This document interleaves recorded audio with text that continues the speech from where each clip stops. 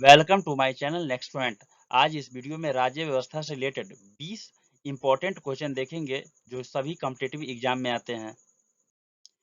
UPSC की संरचना को कौन निर्धारित करता है? तो इसका राइट आंसर हो जाएगा गृह मंत्री।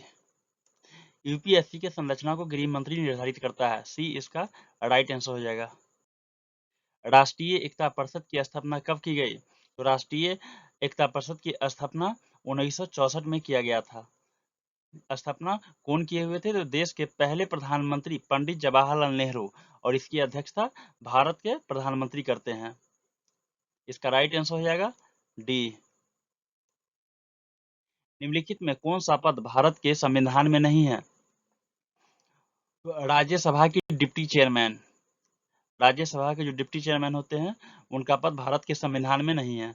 इसका राइट आंसर हो जाएगा बी। उत्तर पूर्वी परिषद की स्थापना कब हुई? तो उत्तर पूर्वी परिषद की स्थापना 1971 में हुआ था।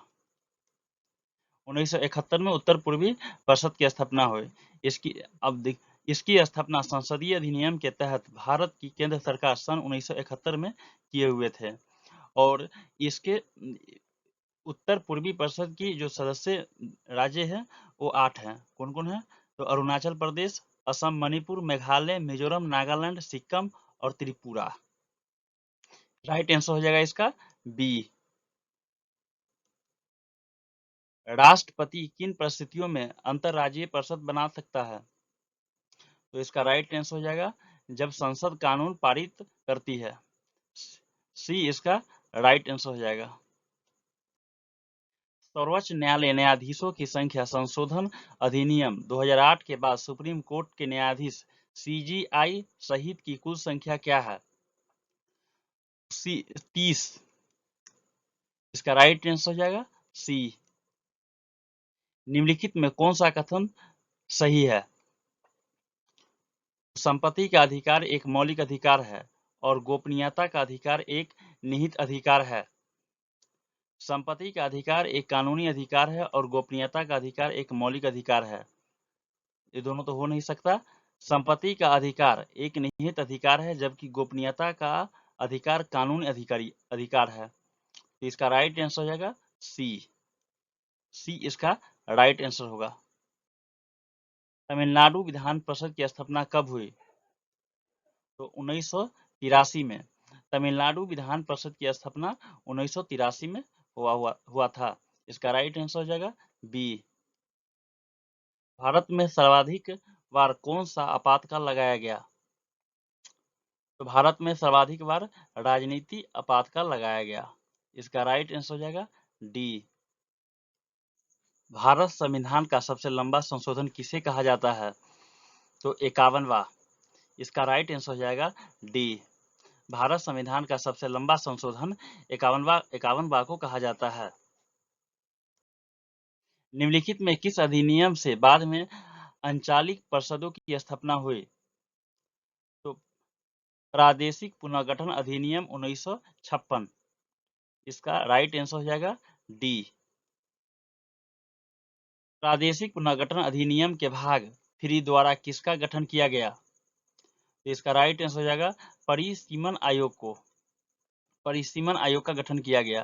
डी इसका राइट आंसर हो जाएगा। सीमा प्रबंधन प्रभाग किस मंत्रालय के अंतर्गत आता है?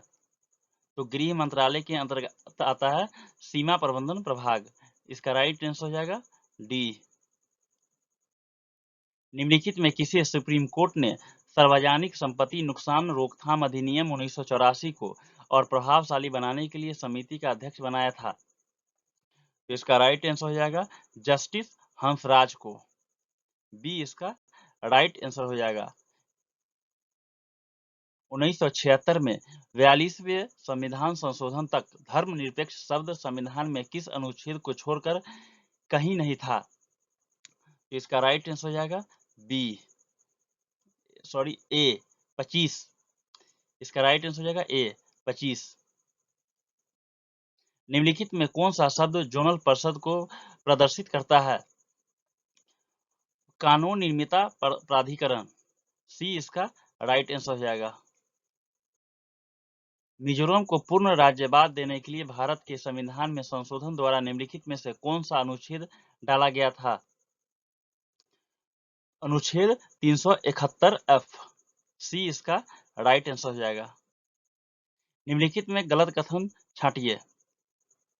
संवैधानिक संशोधन विधेयक केवल राष्ट्रपति द्वारा अनुमोदित किया जा सकता है, लेकिन वापस नहीं किया जा सकता। अनुच्छेद 111 द्वारा दी गई शक्तियों के तहत राष्ट्रपति बिल को अपनी सहमति रोक सकते हैं। उच्च न्यायालय का न्यायाधीश भारत के मुख्य न्यायाधीश को अपना इस्तीफा देता है। छुआछूत का अंत समानता के अधिकार में है, तो इसका राइट आंसर हो जाएगा डी। छुआछूत का अंत समानता के अधिकार में है, इसका राइट आंसर हो जाएगा आपको डी। भारतीय समेकित निधि में से फंड निकालने के लिए किसकी अनुमति की आवश्यकता होती है? तो मंत्रिपरिषद की अनुमति की आवश्यकता होती है, इसका राइट आंसर हो जाएगा सी। निम्नलिखित पर ध्यान दीजिए। पीडीओ कार्ड धारक वोट करने के लिए योग्य नहीं है। 6 महीने से अधिक के उनके रहने के लिए भारत में पंजीकरण की आवश्यकता है। जब तक उनके पास वैध पीआईओ कार्ड नहीं है, तब तक उन्हें भारत यात्रा करने के लिए वीजा की आवश्यकता नहीं है। इनमें से चुनिए कौन सा सही है। तो इसका राइट आंसर हो जाएगा 1, 2 और 3। तीनों इसका राइट आंसर हो जाएगा। इसका राइट आंसर क्या होगा? सी।